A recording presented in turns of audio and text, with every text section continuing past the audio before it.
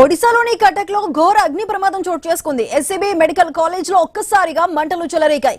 దీంతో 10 మంది మృతి చెందారు, పలువురికి గాయాలయ్యాయి. మృతుల సంఖ్య పెరిగే అవకాశం ఉంది. ఘటనా స్థలంలో సహాయక చర్యలు కొనసాగుతున్నాయి. అర్ధరాత్రి ప్రాంతంలో ఈ ఘటన చోటు చేసుకుంది.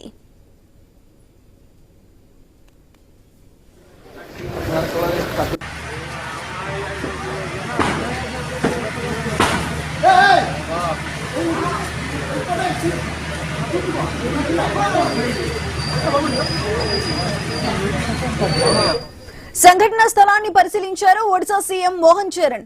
ఇన్సిడెంట్ పై విచారం వ్యక్తం చేశారు. చికిత్స పొందుతున్న బాధితులను పరామర్శించారు. మృతుల కుటుంబాలకు 25 లక్షల రూపాయల ఎక్స్గ్రేషియా ప్రకటించారు. క్షతగాత్రులకు మెరుగైన వైద్యం అందించాలని ఆదేశించారు సీఎం.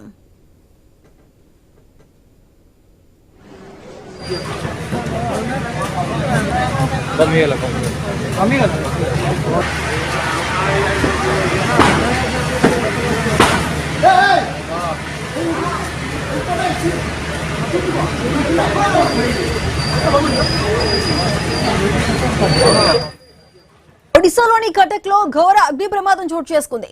ఎస్సీబీ మెడికల్ కాలేజ్ లో ఒక్కసారిగా మంటలు చెలరేగాయి. దీంతో 10 మంది మృతి చెందారు, పలువురికి గాయాలయ్యాయి. మృతుల సంఖ్య పెరిగే అవకాశం ఉంది. ఘటనా స్థలంలో సహాయక చర్యలు కొనసాగుతున్నాయి. అర్ధరాత్రి ప్రాంతంలో ఈ ఘటన చోటు చేసుకుంది. సంఘటన స్థలాన్ని పరిశీలించారు ఒడిశా సీఎం మోహన్ చరణ్. ఇన్సిడెంట్ పై విచారం వ్యక్తం చేశారు. చికిత్స పొందుతున్న బాధితులను పరామర్శించారు. మృతుల కుటుంబాలకు 25 లక్షల రూపాయల ఎక్స్గ్రేషియా ప్రకటించారు. క్షతగాత్రులకు మెరుగైన వైద్యం అందించాలంటూ ఆదేశించారు సీఎం.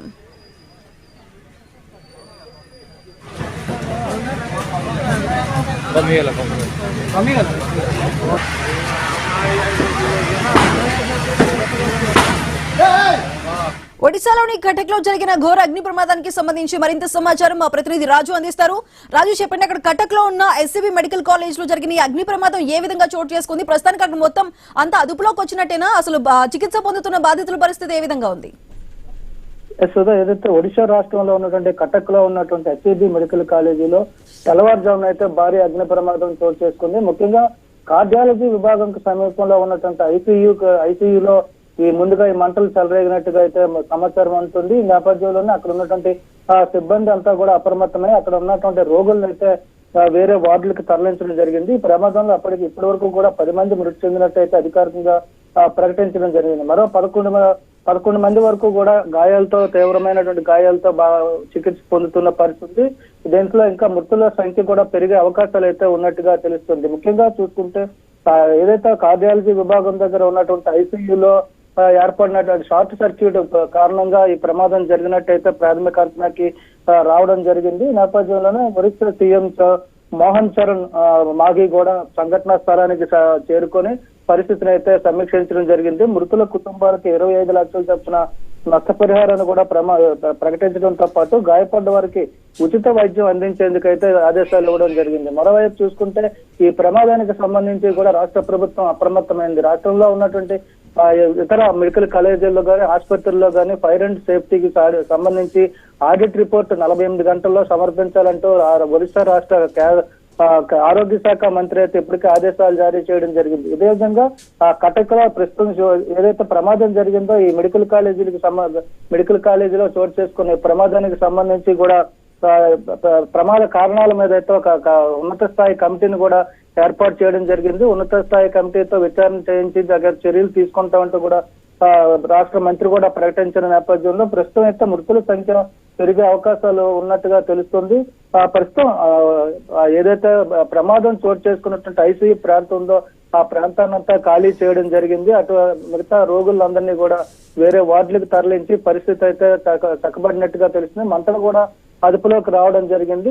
ప్రస్తుతం అయితే ఏదైతే గాయపడ్డ వారికి మెరుగైన చికిత్స అందిస్తున్న పరిస్థితి కనిపిస్తున్న నేపథ్యంలోనే ఇలాంటి సంఘటనలు మళ్ళీ పునరావృతం కాకుండా తగిన జాగ్రత్తలు తీసుకోవాలని చెప్పి రోగుల బంధువులు కూడా కోరుతున్న నేపథ్యంలో రాష్ట్ర ప్రభుత్వం కూడా అప్రమత్తమైంది. ప్రమాదానికి మీద ఉన్నత స్థాయి కమిటీతో విచారణ చేసిన తర్వాత దీనికి సంబంధించినటువంటి వారిపై చర్యలు తీసుకునే అవకాశాలు కూడా ఉన్నట్టుగా తెలుస్తుంది. సుధా, మరి ఈ కటక్ లో ఎస్సీబీ మెడికల్ కళాశాలలో ఈ ప్రమాదానికి సంబంధించి కూడా రాష్ట్ర ప్రభుత్వం ఒక్కసారిగా ఉలిక్కిపడిందని చెప్పుకోవచ్చు. రాజు, అయితే మెడికల్ కాలేజ్ కి సంబంధించి అసలు ఈ అగ్ని ప్రమాదం ఏ విభాగంలో జరిగింది? ఈ ప్రమాదం జరిగిన సమయంలో అక్కడ ఎంతమంది ఉన్నారు?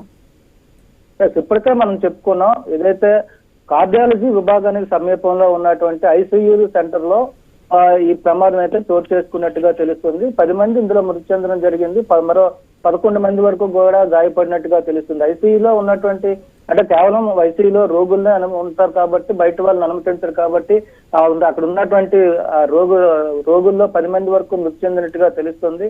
మరో 11 మంది అయితే తీవ్రమైనటువంటి గాయాలతో ఉన్న చికిత్స పొందుతున్నారు. వాళ్ళలో కూడా కొంతమంది మృతి చెందే అవకాశాలు కూడా ఉన్నాయని చెప్పి కూడా సమాచారం అయితే అందుతుంది. వాళ్ళకు కూడా మెరుగైన వైద్యం అయితే ప్రస్తుతం అందిస్తున్నామని చెప్పి రాష్ట్ర ఒడిశా ముఖ్యమంత్రి మోహన్ చరణ్ కూడా ఇప్పటికే ప్రకటించడం జరిగింది. ఎవరు కూడా ఆందోళన చెందొద్దని, పరిస్థితి కూడా అదుపులో ఉందని చెప్పి కూడా ప్రకటించడం జరిగింది. చూద్దాం రాజు, అయితే మంటలు మొత్తం అదుపులోకి వచ్చినట్టేనే. మొత్తం అక్కడ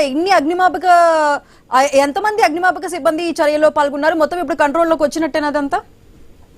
ప్రస్తుతం అదుపులోనే ఉందని చెప్పి స్వయంగా సీఎంఏ ప్రకటించడం జరిగింది. ఇదైతే తెల్లవారుజామున జరిగినటువంటి సంఘటన, తెల్లవారుజామున 2-2:30 మధ్యలో ప్రమాదం జరిగినట్టుగా తెలుస్తుంది. అప్పటికే అప్రమత్తమైనటువంటి ఆసుపత్రి సిబ్బంది ఆ సమీపంలో ఉన్నటువంటి ఫైర్ ఇంజిన్లకి సమాచారం ఇవ్వడంతో 3 నుంచి 4 ఫైర్ ఇంజిన్లు అయితే అప్పటికప్పుడు రావడం జరిగింది. వచ్చిన తర్వాత మంటలను అయితే అదుపు చేయడంతో పరిస్థితి ప్రస్తుతం అదుపులోనే ఉంది. ఎలాంటి మంటలు కూడా ప్రస్తుతం అక్కడ లేవు. ఫైర్ సిబ్బందిని కూడా అక్కడి నుంచి తరలించడం జరిగింది. పరిస్థితి అంతా కూడా చక్కబడే విధంగానే ఉందని చెప్పి కూడా ఆ రాష్ట్ర అధికారులు కూడా తెలియజేస్తున్నారు. దీనికి సంబంధించి కూడా కటక్ కలెక్టరేట్ లో కూడా కంట్రోల్ రూమ్ కూడా ఏర్పాటు చేసి ఎప్పటికప్పుడు పరిస్థితిని సమీక్షించేందుకు అధికారులు కూడా నియమించడం జరిగింది. Right Raju, thank you.